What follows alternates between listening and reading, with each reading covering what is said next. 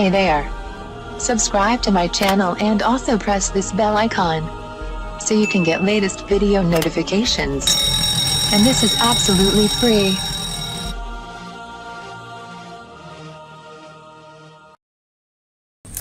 आज मैं आपको बताऊंगी रंग गोरा करने का बेहतरीन इलाज। दाग धब्बे, कील मुहासे, छाइयों को दूर करने और रंग को गोरा करने का बेहतरीन घरेलू इलाज और क्रीम बनाने का तरीका। मुल्तानी मिट्टी, बादाम, खुश्क पुदीना, खुश्क सब्ज़ धनिया, जौ और गुलाब के फूल या जास्मीन के फूल की सूखी हुई पत्तियां। बनाने और इस्तेमाल करने का तरीका। इन तमाम चीज़ों को हम मज़ा लेकर पीस लें और किसी बोतल में डाल लें।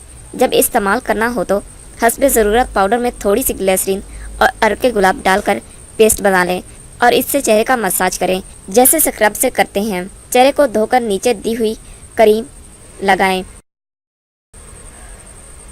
क्रीम बनाने का तरीका। 2 अदद विटामिन सी की गोलियां, 2 अदद विटामिन ई के capsule, kojic acid cream,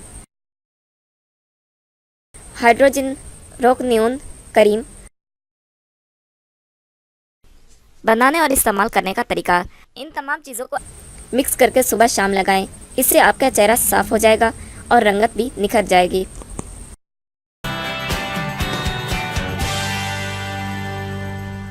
Thank you for watching my video.